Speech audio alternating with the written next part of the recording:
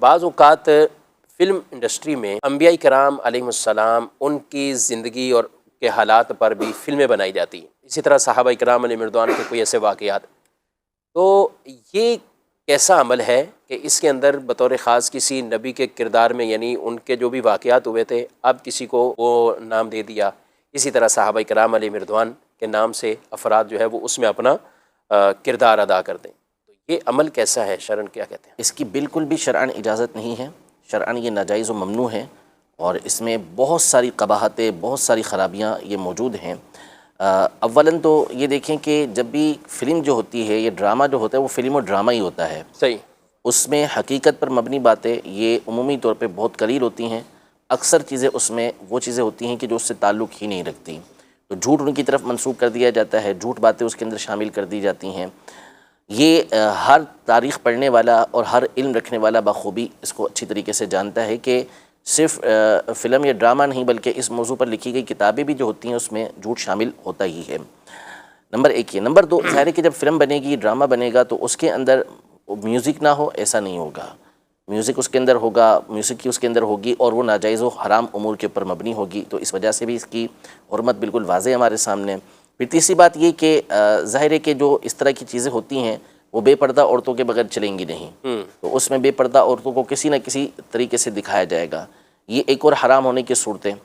پھر اس کے بعد سب سے بڑھ کر یہ کہ یہ وہ عظیم و شان ہستیاں ہیں، وہ جلیل القدر ہستیاں ہیں کہ جن کا مقام و مرتبہ اللہ تبارک و تعالی نے قرآن مجید فرقان حمید میں بیان کیا ہے. نبی پاک صلی اللہ علیہ وسلم نے ان کی شان و عظمت کو بیان کیا ہے. اب ان کے کریکٹر کو نبھانے کے لیے اور اس کی ایکٹنگ کرنے کے لیے کیسا شخص آتا ہے جس کی عیاشیاں اور جس کی بدکاریاں اور جس کے طرح طرح کی خرافات جو ہیں وہ سب کو معلوم ہوتی ہیں، اور وہی نعوذ باللہ ثم نعوذ باللہ ایک نبی کا جو ہے وہ کردار ادا کر رہا ہوتا ہے. تو یہ ایک اور خرابی اس کے اندر آ رہی ہوتی ہے. پھر اس کی ظاہری صورت بھی اتنی وہ ہوتی ہے کہ معاذ اللہ، یعنی لوگوں کے ذہنوں میں یہ جائے گا کہ یہ صحابی کی بھی کیفیت یہ تھی. تو یہ ساری چیزیں اور اس طرح کی اور بہت ساری قباحتیں ہم غور کرتے چلے جائیں گے تو اس کے اندر نکلیں گی. تو ہرگز اس کی اجازت نہیں ہے، اور یہ کوئی میٹر نہیں کرتا کہ جی اس کے ذریعے سے بات اچھی طریقے سے سمجھ آ جاتی ہے اور ذہن میں بیٹھ جاتی ہے. انبیاء کرام علیہم السلام کی سیرت کے اوپر مشتمل آسان ترین کتابیں موجود ہیں کہ جن کو پڑھ کر آپ اتھینٹک معلومات جو ہے اور مستند معلومات آپ یہ حاصل کر سکتے ہیں.